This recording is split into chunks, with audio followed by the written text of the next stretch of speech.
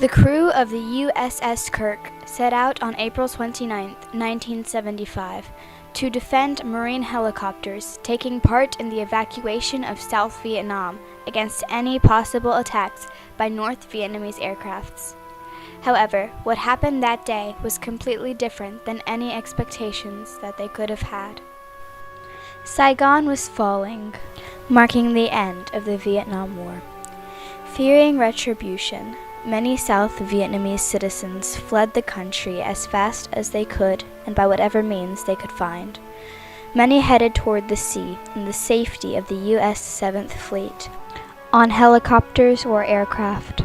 This is where the story of the USS Kirk begins. South Vietnamese helicopters, packed with refugees, flew out to where the Kirk was undertaking its anti-aircraft mission. Hugh Doyle, chief engineer on the USS Kirk, chronicled what happened next on cassette tapes that he sent home as audio letters. I'm sure you know by this time Vietnam has surrendered and the mass panic-stricken retreat has already taken place. The North Vietnamese Air Force started flying out. We looked up at the horizon though, and pretty soon all you could see were helicopters.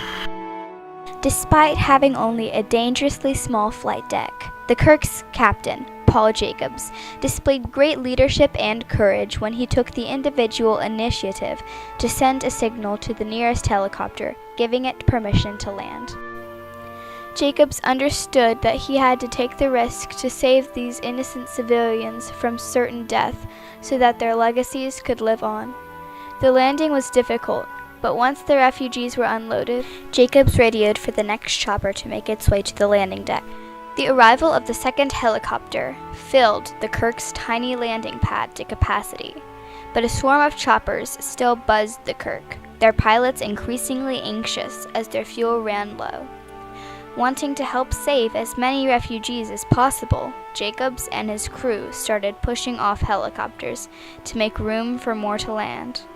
Helicopter after helicopter tumbled into the South China Sea, and, after backbreaking work, the crew of the Kirk had rescued around 200 refugees. However, Tuan Nguyen's helicopter still circled. I saw a lot of American ships.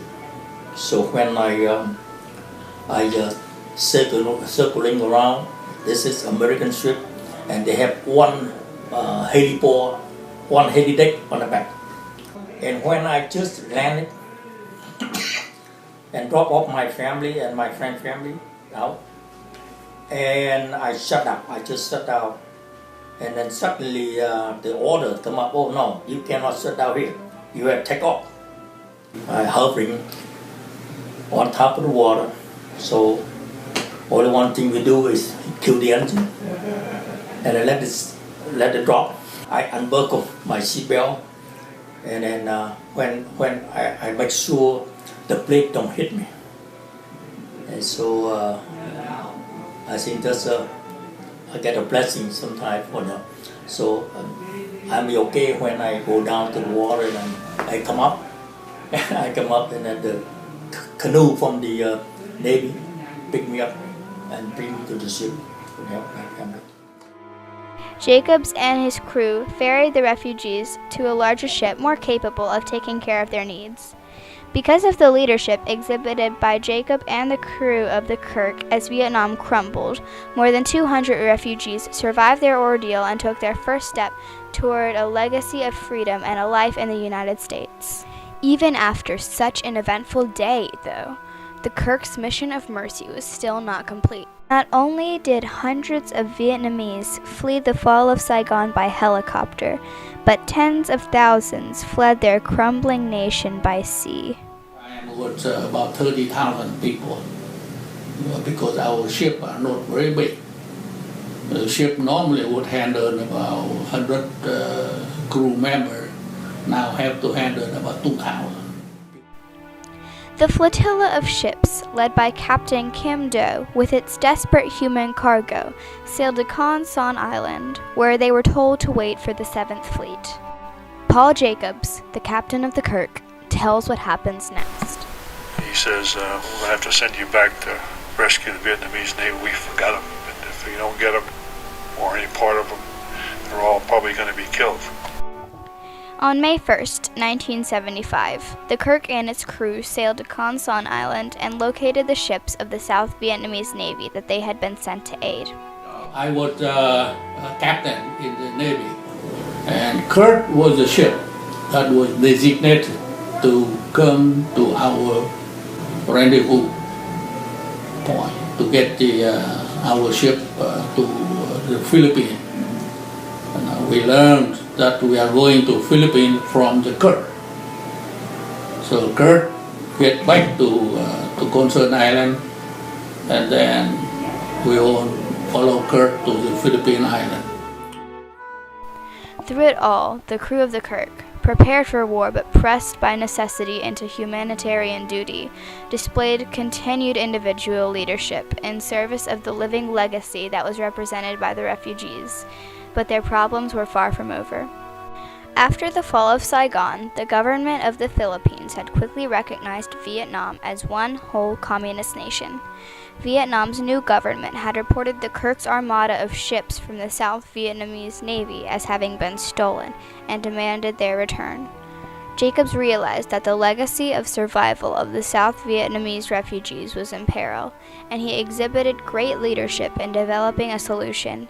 He and his crew located 32 American flags for the ships that they had rescued, because if they wanted to be able to safely enter the Philippines, they would need to fly under the U.S. flag. They distributed one to each ship, and everyone was able to make a safe entry. After the drama of their arrival, the U.S. took official custody of all of these ships. We didn't have anything left. We lost our country, so help us to save some face. And let's have a decent ceremony of flag raising and flag down. In that ceremony to turn over the ship to the American fleet. The immigrants aboard the Kirk's armada were relocated to a refugee camp in Guam, and after receiving sponsorships from families all over America, they were able to begin life anew in the United States. The Kirk refugees were among the first major wave of Vietnamese immigration to the United States in the wake of the Vietnam War, and were instrumental to founding vibrant Vietnamese émigré communities in Los Angeles, Houston, New Orleans, and Washington, D.C.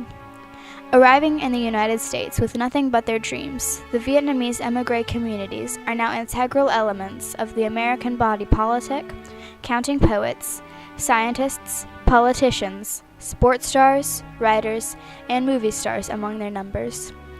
These vibrant communities are now a living legacy of the actions of the crew of the USS Kirk. Leadership that enabled survival. Leadership that enabled legacy. After all that they had been through, the brave sailors aboard the Kirk had saved thousands of lives who would carry on this legacy of survival because of the leadership that the crew of the Kirk was willing to take.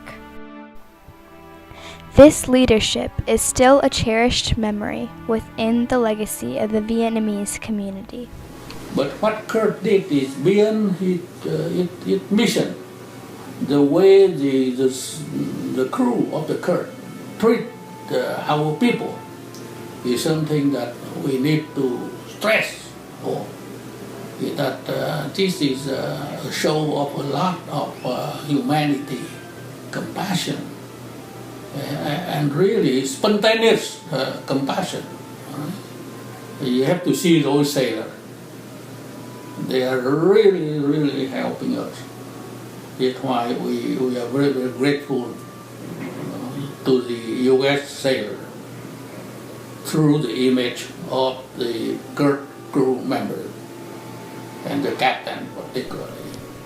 And the bravery and actions of all of these heroic leaders is remembered and enshrined by the Vietnamese community in the United States, the community that is their legacy.